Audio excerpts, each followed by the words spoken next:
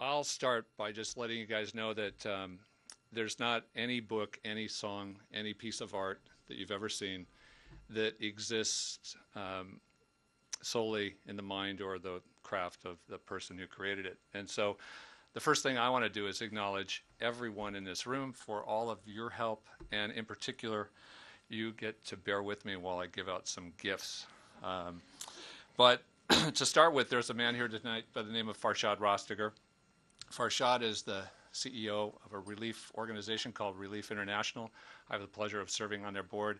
And were it not for Farshad and the incredible work that he and his team are doing, I would not have been in Pakistan. I would not have been in Darfur. So I'm very grateful to Farshad. My great friend David Martin just mentioned Bob Kendall, and Bob was very, very supportive of our fundraising efforts for Pakistan after the devastating earthquake that's chronicled in the book. So very grateful to Bob for that. The team from Select Books, they're never going to get enough credit.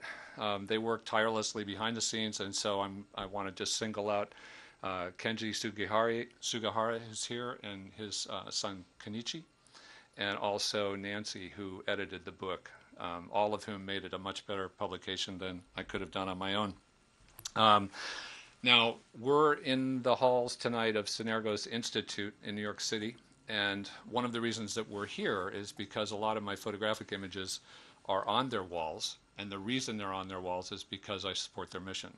And so one of the first things I want to do is thank Alyssa Desmarais, who's helped organize tonight's event, and Bob Dunn, who you heard speak earlier. And I am prepared at this point to add a little bit to the photographic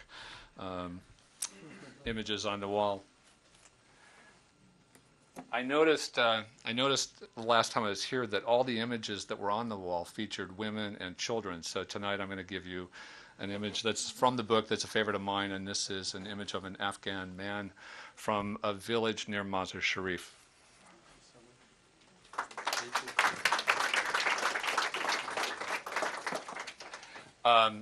For those of you who are watching at home, it's sometimes difficult to single out the images we're talking about tonight. So I'm going to actually hold this image next to me for a minute. I took this picture in a refugee camp near El Fasher in North Darfur, and to me, this image symbolizes hope. This is a child who's living there, who still is full of life and full of passion and compassion for everyone around her. And I'm finding that in the exhibitions I'm doing that this image speaks to a lot of people, and I want to give it to Alyssa, who helped organize the event tonight.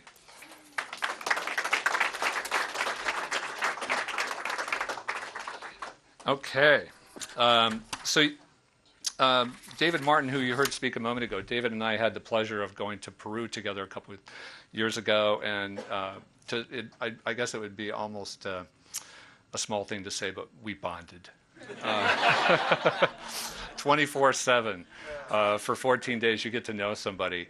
And he and his wife, Colleen, have been incredible in support of this book. And I told them a few months ago that I had a gift for them, and I kept meaning to mail it, but I just couldn't get around to it. So tonight, I'm going to hand it to Colleen, if she'll come up here for 1 second. And for those of you at home, this is the cover image of the book, and this is for MCAM for their support of the book.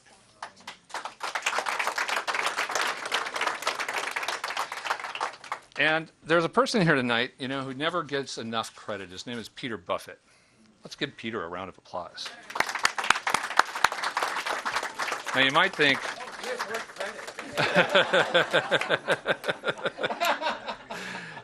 he just doesn't get, but you know why I'm singling him out tonight? He was the first person that read the book. And in an author's life, that's a really big deal, because you sit around in the dark, some people would say in their underwear, writing a book. It was a fairly fast process for me because I'd experienced Afghanistan, Pakistan, and Darfur, but I know that there was a moment in time where I needed somebody to read the book, and I reached out to Peter. And so, Peter, I'm grateful you were the first person to read it, kind enough to give me a quote for the back cover, and much more importantly, over many, many years, a lot of encouragement, and with the book in particular, it was a push forward that I really needed at the time you gave it. So now, a book some books have forewords, some books don't. If the author is not particularly well known, it always helps to have a foreword, especially by somebody who's better known. So a foreword serves that purpose, of course, but it's also important because a foreword sets the tone for what the book might be about. A foreword tells a reader why it's important to take the time to actually read the book, which is something I hope, even though there's a lot of pictures in this book, I hope people will take the time to read the text. And a foreword endorses the content.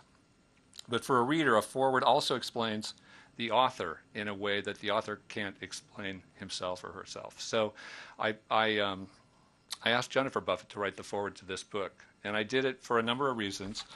On the personal side, it was easy. Jennifer and I have been friends for many, many years. We share a lot of the same spiritual pursuits and the same love of the natural world. I thought, in particular, she knows me. She knows how I think and what I'm about.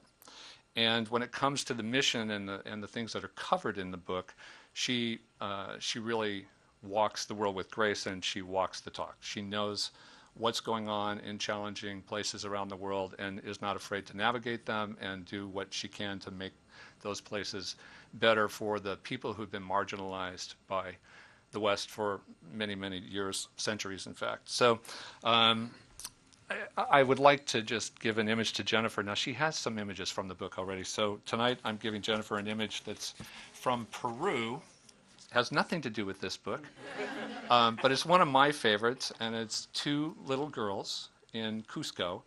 And as a photographer, which is a big part of what I do, I sat one day on a street corner for an hour and a half and thought, I'm going to let the pictures come to me. And this was my favorite from that experience. So it's two sisters. You're the best. Okay, now I'm getting out the reading glasses, you guys, which means the speech is coming. Be careful. So during the past month, I've had the chance to speak quite a bit around the country.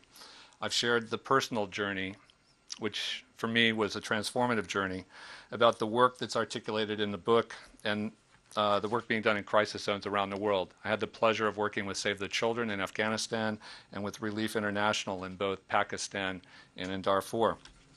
I didn't visit any of these countries with the intention of writing a book. In fact, it never really entered my mind until I got back and started showing some of the pictures and talking in public about some of the experiences. What I did do was I went there to photograph and document the humanitarian work being done in each place. And humanitarian work takes on a different shape and a different size no matter where you are. But in the case of Relief International, I was so enamored by what they were doing that I eventually joined their board. As a writer, it became clear that I had a responsibility to share the stories of people in each country whose lives have been marginalized, not just by poverty, hunger, poor health, lack of education. It's much, much more than that. Their lives have been torn apart by war, genocide, natural disaster, and forced relocation. I was invited to speak recently as part of the book tour in a small town in northern Wisconsin, a town called 3 Lakes, Wisconsin. No cheers for 3 Lakes. 3 Lakes, Wisconsin. I was asked to speak there on a Friday night, and I counted, there were 67 people in the audience, and I was supposed to do a 1-hour lecture. And most people, I'm pretty sure, came for the dessert until they got into their seats.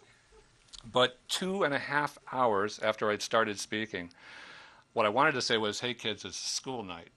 But everybody was still asking questions, still engaged, still dynamically interested in Pakistan, Afghanistan, Darfur, and other crises around the world. So I've had that experience now repeated in the past month in Irvine, California, Yorba Linda, Pasadena, Santa Fe, Hollywood, Milwaukee, and more recently here in New York City.